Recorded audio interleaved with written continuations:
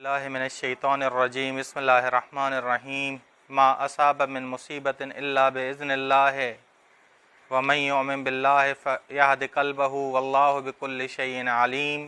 صلوات پڑھیں محمد اور آل محمد۔ اللہم صلی علی محمد وآل محمد وعجل۔ سورہ تغابن کی آیت نمبر 11 ہے کہ ما اصاب من مصیبت الا باذن اللہ، اللہ کے حکم کے بغیر نظام تکوین میں کوئی مصیبت نہیں آتی، یعنی من عند اللہ آتی ہے۔ ممکن ہے کہ مصیبت کھڑی کس نے کی ہو؟ خود انسان نے۔ بس یہ قاعدہ جو ہم نے پڑھا ہوا ہے، من عند اللہ من نفس ہی، من نفس ہی کھڑا کرنے والا خود کون ہوگا؟ انسان۔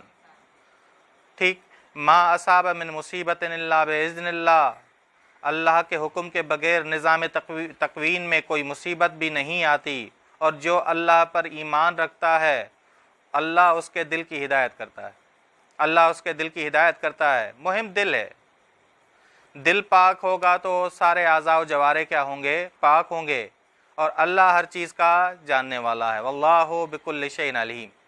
بس نظام تکوین میں ہر حادثہ اذن الہی سے وقوع پذیر ہوتا ہے۔ اتفاق، چانس، تصادف، بخت، کہ میرے بخت میں یہ چیز نہیں تھی، ان کی کوئی حیثیت ہی نہیں، ان کی کوئی حیثیت ہی نہیں ہے۔ ٹھیک، بس قرآن کریم کہتا ہے کہ نظام علت اور معلول ہے۔ جو بھی چیز ہوتی ہے کسی وجہ سے ہوتی ہے، کسی وجہ سے ہوتی ہے۔ مثال کے طور پہ اتفاق بھی یہاں سببوں میں لپٹا ہوا ہے۔ یہاں جو ہم اتفاق کہتے ہیں، اتفاقیہ طور پہ کسی سے ملاقات ہونا، وہ بھی سبب کے تحت، کہ ہم بھی کسی کام کی وجہ سے نکلے ہیں، وہ بھی کسی کام کی وجہ سے نکلا ہے۔ بس یہ جو ہم لفظ استعمال کرتے ہیں، اول تو کرنا نہیں چاہیے اتفاق۔ دوسرا، ہم کسی سبب کی وجہ سے اللہ نے ہمیں توفیق دی کہ ہم ایک دوسرے سے ملیں، بس یہ نظام علت اور معلول ہے۔ چانس کی کوئی حیثیت نہیں، اتفاق کی کوئی حیثیت نہیں، بخت کی کوئی حیثیت نہیں، تصادف کی کوئی حیثیت نہیں۔ بس لفظ اذن سے معلوم ہو رہا ہے کہ یہ عالم اپنے مالک کے بارے میں آگاہ ہے اور عالم ہے، یعنی جو بھی چیز ہو رہی ہے وہ اللہ کے حکم سے ہو رہی ہے۔ ام من شیء الا یسبح بحمدہ، سورہ اسراء آیت نمبر 44، کہ نہیں کوئی چیز مگر اس کی تسبیح کرتی ہے اس کی حمد کے ساتھ۔ بس ہر موجود اللہ تعالیٰ کا اطاعت گزار ہے، لیکن بعض مادہ پرست نہیں سمجھتے۔ ولیکن لا تفقہون تسبیحہم، پس پورا جہاں قوانین تکوینی کے اعتبار سے مطیع، کہ پورا جہاں مطیع ہے، اطاعت گزار ہے۔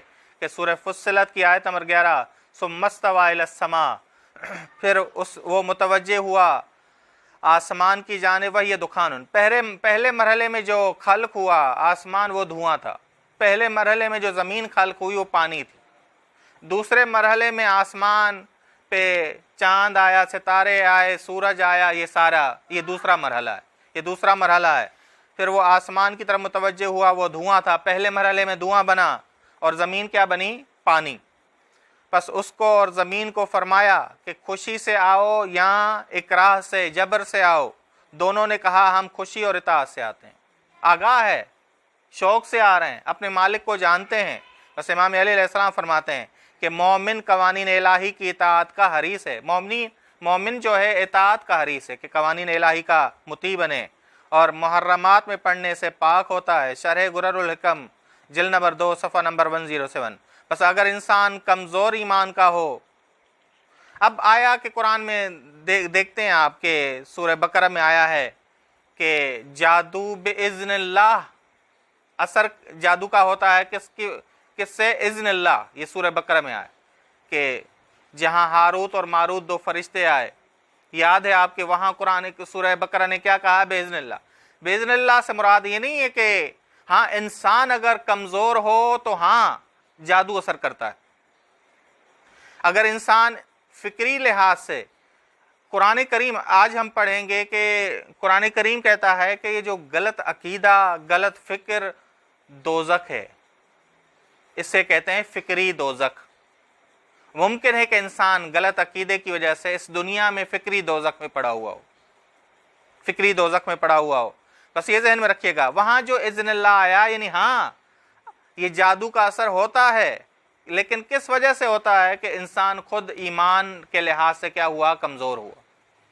اگر وہ دعاؤں کا سہارا لے، اگر وہ اللہ کے ذکر کی پناہ لے تو انسان محفوظ رہے گا. یہ ذہن میں رکھیے گا. اللہ کے ذکر کی پناہ لینا ضروری ہے. تبھی یہ سورہ قل اعوذ برب الناس یا قل اعوذ برب الفلق ان صورتوں نے ہمیں سمجھایا ہے کہ ہر مشکل میں پناہ کس کی لو، اللہ کے ذکر کی لو. بس اگر انسان کمزور ایمان ہو تو اس کو جادو کا اس پر جادو کا اثر ہوتا ہے. یہ بھی اذن الہی من عند اللہ ہے، من نفس ہی انسان کے وجہ سے، من نفس ہی انسان کی وجہ سے ہے، من عند اللہ. بس لیکن پہلے من نفس ہی ہے کیونکہ وہ خود کمزور ایمان ہوا ہے.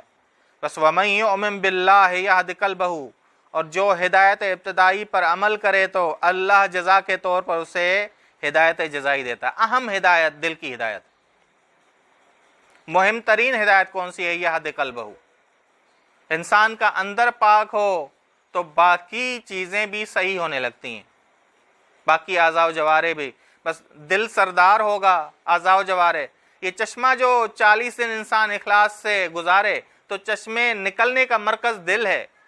ہاں ممکن ہے کہ آنکھوں سے جاری ہو، زبان سے جاری ہو، ٹھیک ہے نا. مرکز کہاں ہوگا، مصدر کہاں ہوگا جہاں سے نکلے گا؟ دل ہے. ٹھیک. بس وَمَن يُؤْمِن بِاللَّهِ يَهْدِ قَلْبَهُ وَاللَّهُ بِكُلِّ شَيْءٍ عَلِيمٌ. اور اللہ ہر چیز کے بارے میں، اللہ تعالیٰ مومن کے بارے میں جانتا ہے، اس کو علم کی بنا پر جزا دیتا ہے، اور وہ ہر چیز کے بارے میں جانتا ہے، صرف مومن کے بارے میں نہیں جانتا.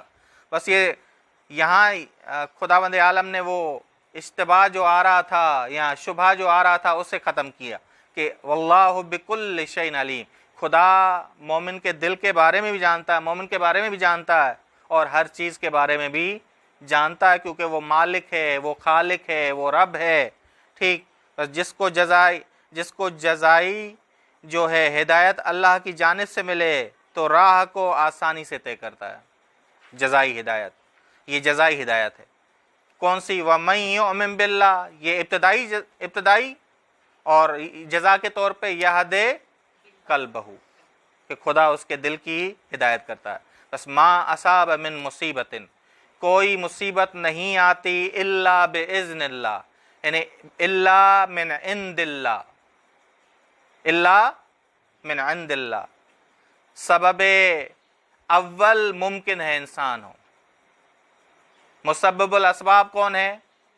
اللہ تعالیٰ. یہ جو ہم کہتے ہیں مسبب الاسباب، بس یہ مصیبت کھڑی.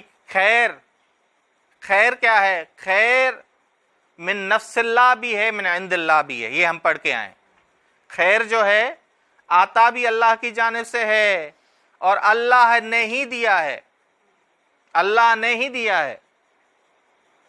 دونوں من عند اللہ بھی ہے اور من نفس ہی بھی ہے، یعنی اللہ کی جانب سے، من نفس اللہ من عند اللہ. لیکن جو شر ہے، جو مصیبت ہے، وہ من عند اللہ ہے، لیکن کھڑی کس نے کی ہے؟ خود انسان. ٹھیک. بس یہ ذہن میں رکھیے گا. بس اوقات ایک مصیبت ہے جو مرتبے کو بلند کرتی ہے. سوال اٹھتا ہے کہ ائمہ علیہ السلام پہ جو اتنی مصیبتیں آئیں، یہ ان کے لیے کیا تھیں؟ ما رأیت الا جمیلا. بس یہ ذہن میں رکھیے گا. خداوند عالم ہم نے تم سے صرف خیر پایا ہے، یہ ائمہ علیہ السلام کی دعائیں. وہاں وہ مصیبت بے معنی وہ نہیں. مصیبت کون سی بات ہو رہی ہے؟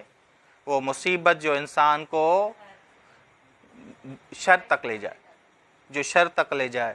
وہ مصیبت جو خیر ہو یا اعلیٰ مرتبے تک لے جائے وہ خیر ہے. بس یہ اس میں فرق کیجئے گا کہ مصیبت دو قسموں کی ہے. ایک مصیبت خود خیر ہے کہ اعلیٰ مرتبہ ہوگا، جس سے اسلام بچے گا، جس میں دین محفوظ ہوگا. تو یہ انبیاء علیہ السلام دیکھیں، ائمہ علیہ السلام ہر کام کرنے کے لیے تیار ہو جاتے. اور ایک مصیبت ہے کہ جس کی وجہ سے انسان شر کی طرف چلا جائے، گناہ کی طرف چلا جائے. ہماری بات اس کی ہو رہی. ٹھیک. ما اصاب من مصیبت الا باذن اللہ. بس ہر مصیبت اللہ کی طرف سے آتی ہے، چاہے خیر ہو چاہے شر ہو. لیکن جو شر مصیبت ہے، جو شر کی طرف لے جاتی ہے، اسے کھڑا کرنے والا، اسے ایجاد کرنے والا، اس کا سبب اول کون ہے؟ خود انسان. اور جو خیر مصیبت ہے وہ آتی بھی اللہ کی جانب سے ہے، سبب اول بھی خدا ہے، سبب نہائی بھی خداوند عالم ہے، سبب نہائی بھی خداوند عالم. صلی اللہ علی محمد اہل بیتہ الطیبین الطاہرین، اللہم صلی علی محمد وآل محمد وعجل فرجہ.